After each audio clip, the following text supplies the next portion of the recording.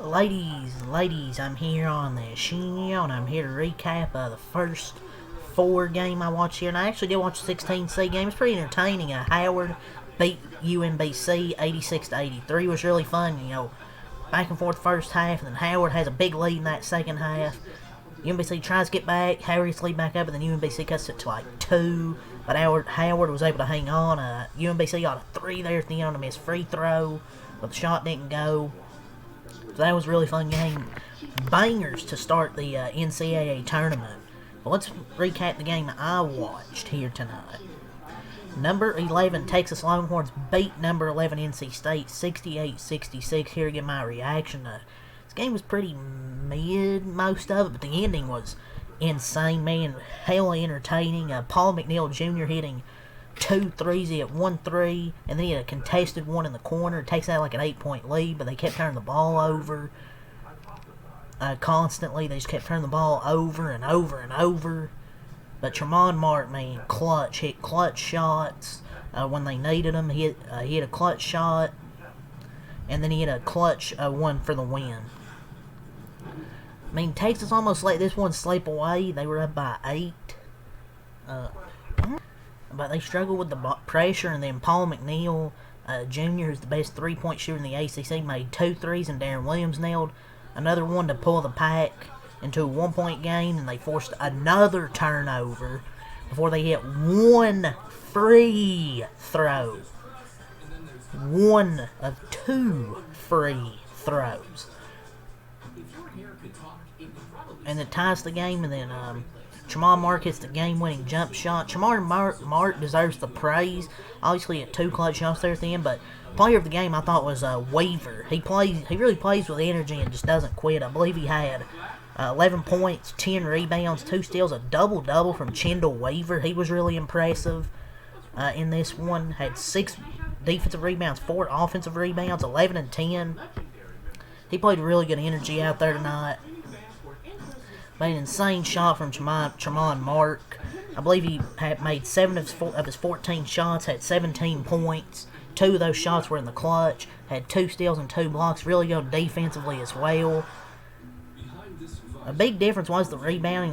Texas out-rebounded them 45-33. Had 15 offensive rebounds compared to NC State's 7. And I don't know how many layups Quadir Copeland missed. He had 16 and 8 with 4 steals, but I do not know how many layups this guy missed. He missed like 5 or 6 layups in this game, it felt like. But good to know Texas hasn't practiced breaking a press once all year. Well done, NC State. They practice because they practice pressing a ton. Now what they did, I don't know if they practiced like the isolate clock ISOs, but Tremont Mark, those were good defensive possessions. It's just Tremont Mark making tough shots, man. Welcome to March, a game winner in the first 4. These were 2 really banger first 4 games. What a way to kick off the tournament. It's what you want in March.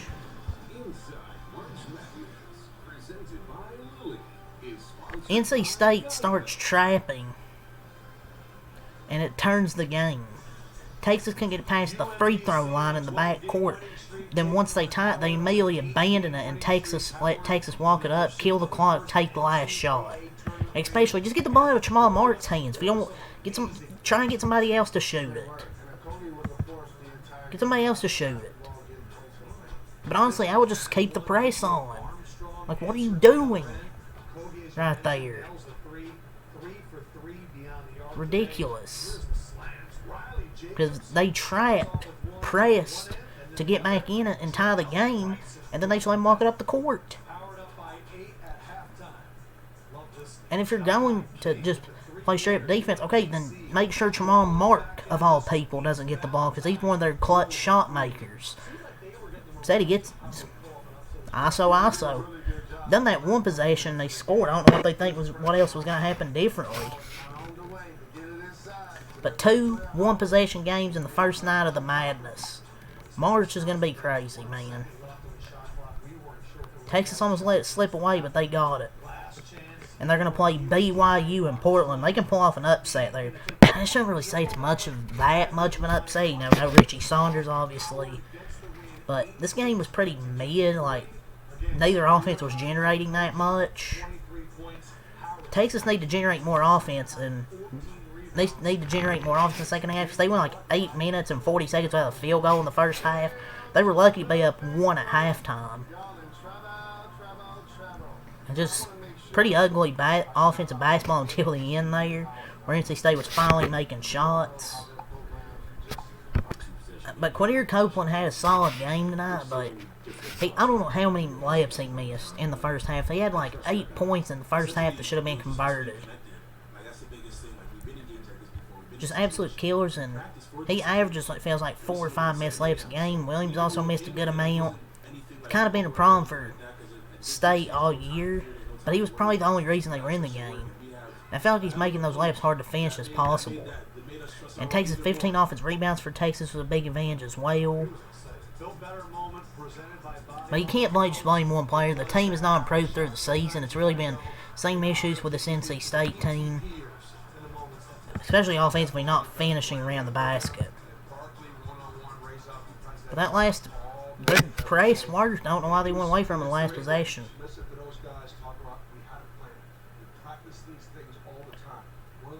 My biggest takeaway, though, coming from this game is I can see why both these teams have lost 5 of their 6 games coming into this. They're in the play-in for a reason. Copeland missed like 6 layups. State has a 6'8" starting center and some lousy bigs who single-handedly lost them the game. Both teams looked great. Both teams looked awful at times. That's why it was such mediocre basketball offensively. But the ending was really damn entertaining. With the 3-pointers, those contested 3-pointers going in by NC State, Texas being incapable of even getting past the free throw line on the traps. For some reason, they kept throwing the corner every single time. But yeah, this was an entertaining ending for sure. But I can see why both these teams are in the first 4. I'll tell you that. But hey, I mean, we got 2 one-possession games in the first 4. Is that a sign that March is going to be crazy? Hopefully. Hopefully more crazier than last year. These two actually did play earlier in the regular season. It's insane how these 2 games were, how different. Like 102-97 in the regular season and 68-66 here. Shows you how these teams kind of got worse. Even a bad college basketball game can have a cinematic last minute and insane last minute and 20 seconds or whatever.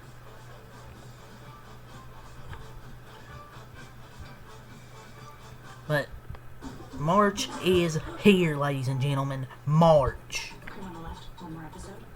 And NC State was 18-6 on February 9th, and they finished the year 2-8. They just got worse as the season went on. Texas did too, but they had just enough to win this game tonight. And I thought Chendall Weaver was kind of the difference. Well, let's go over the stats here. So Texas, 19-14 record. They will move on to play BYU in their first round matchup. They scored 68 points, 30 in the first half, 38 in the second half. For NC State, they scored 66 points. 20-14 record. Their season is done. 29 in the first half, 37 in the second half. Let's go over the stat sheet. 29 first half, 37 second half. Cameron Heide, 3 points, 1 of 2 from the field, 1 of 2 from 3. Voca Tatus, 15 points, 8 rebounds, 4 of 11 in the field, 7 of 12 at the line. Jordan Pope, 5 points, 2 of 8 from the field, 1 of 5 from 3. Dalen Swain, 13 points, 2 of 9 from the field, 1 of 3 from 3. 8 of 9 at the line, 8 rebounds, 4 assists, 5 turnovers, 2 steals, and block. He only shot 2 of 9 tonight, and they still won. Jamal Mark, 17 points, 7 of 14 from the field, 2 of 5 from 3, 5 rebounds, 2 assists, 2 steals, 2 blocks. Nick Cody, 2 points, 3 rebounds, 1 of 4 from the field. Chendall Weaver, 11 points, 3 of 5 from the field, 5 of 6 line, 10 rebounds, 2 steals. Simone Wilcher, 2 points, was 1 of 4. They shot 37% from the field, 3 of 7, 5 of 17, 29% from 3, 21 of 29, 72% in the line, 45 rebounds, 10 assists, 12 turnovers, 7 steals, 5 blocks, 15 O-boards, 30 D-boards, and 16 fouls. For NC State, Darren Williams, 21 points, 8 of 18 from the field, 3 of 6 from 3. Alan Lubin, 6 points, 5 rebounds, 2 of 6. Trey Hallman, 8 points, 1 of 4 from the field. Paul McNeil Jr., 11 points, 4 of 11 from the field, 3 of 8 from 3. Cordeer Copeland, 16 points, 7 of 16 from the field, 8 rebounds, 4 steals. Musa Sagnai, 0 points, 2 blocks, 2 rebounds, but he had 5 fouls. Booby, 0 points. Abel, 4 points, 3 rebounds, 2 steals and a block, and Arson Oaks, 0 points. They shot 39% from the field, 6 of 16, 38 from 3, 14 of 18, 78 from the line, 33 boards, 10 assists, 7 turnovers, 8 steals, 5 blocks, 7 boards, 26 D boards, and how many fouls? 22 fouls. Okay, there we go. But yeah, that's all to say for this game, man. Leave a like, comment, subscribe for more. Till next time, Alkalite, peace, and I'll be here tomorrow with Miami of Ohio versus SMU.